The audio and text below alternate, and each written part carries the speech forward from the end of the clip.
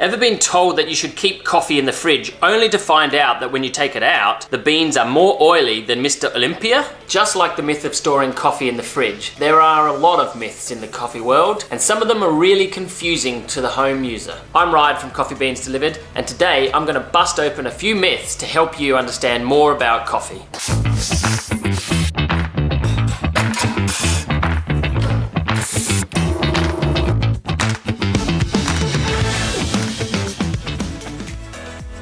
Yes, it is true that coffee is destroyed by heat, so keeping it in a cool, dark area is important. However, coffee is allergic to the 21st century, so things like heat, oxygen, moisture all destroy coffee. And coffee is hygroscopic, which means it attracts water, which causes it to sweat. The oils are normally trapped inside the beans, and the oils are the flavor. So when the beans sweat, that means the flavor escapes the bean. So essentially, by putting your beans in the fridge, you're ruining the flavor of the coffee. Here I have some refrigerated coffee beans just to show you how the coffee is affected when you put it in the fridge. See how the coffee is thin and wavy instead of in this shot where it's thick and creamy and caramelly. If you use your coffee up within a couple of months, keeping it in an airtight container in a dark cupboard is perfect, and even up to 6 months, you'll only have 20% flavor loss. There is great debate about whether you should even put your coffee in the freezer. And I say this is possible, but only if you're gonna be storing it for more than 12 months. If you're using it and it takes you that long to use it up, I suggest you subdivide them into small packages like this and then only take it out when you're gonna use it. The only time I could ever recommend putting coffee in the fridge or the freezer is in the extreme case of high temperature, high humidity, and you live in the tropics and you do not have something like a wine fridge. Yes, we all love the smell of fresh roasted coffee, and in fact the best smell is when it comes straight out of the roaster. However, like a good bottle of red wine, there's a time that it needs to rest before we can start to use it. An easy way to tell if the coffee is too fresh is that it will taste very sour and very intense, and the shot will bloom and bubble as it's pouring into your shot glass. This is because when these beans are first roasted, they're actually stacked full of carbon dioxide. And as we apply that pressure and the water, the carbon dioxide is released, and that's what causes the bubbling or the overblooming that you see in your shot. So give the coffee at least a week to degas and settle, and then it'll be ready to use. However, this is only true if you're drinking espresso coffee. If you're drinking pour over or filter coffee, it is best to use the coffee within about 1 week of roasting.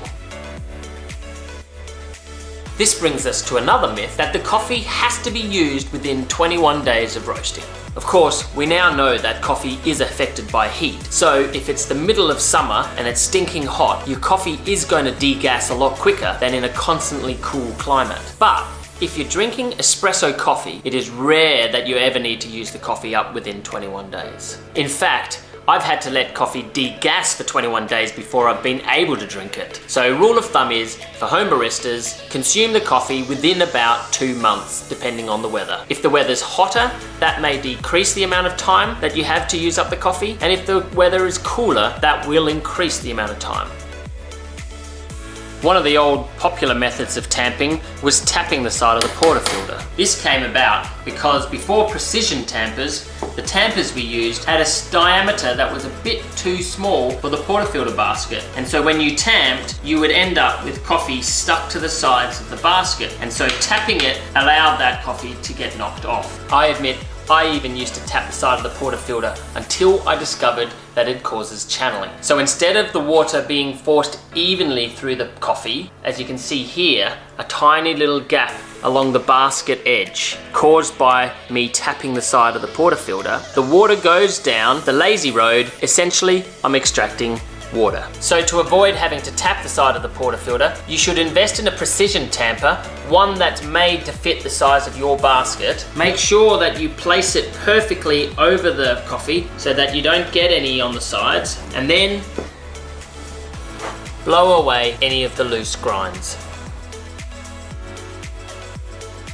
I'm still amazed at how much confusion there is around a flat white in this day and age. Is it stronger than a latte? Is it just a cappuccino without chocolate powder on top? The flat white didn't even exist until the late 80s. It was invented by Australians and New Zealanders because they didn't want all of that fancy, frothy cappuccino stuff in their coffee. They just wanted a flat, white coffee. So we used to literally use the spoon to hold back the froth as we poured the flat white. Nowadays, we don't froth milk into fairy floss like sculptures, and we understand about making silky, textured microfoam milk and using the milk to lift the crema off the espresso shot right up to the top of the cup to make sure that that first sip is delicious and also to create some latte art.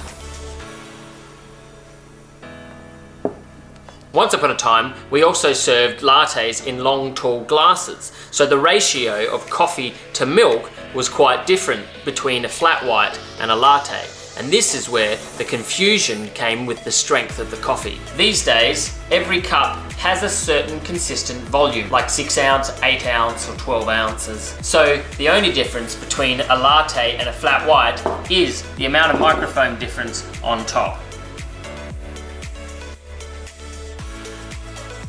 So there you have it. I've busted a few myths that should hopefully clear up a lot of confusion around certain things in the coffee industry. And if you have any questions, please leave them in the comment section below. I'm Ryan from Coffee Beans Delivered.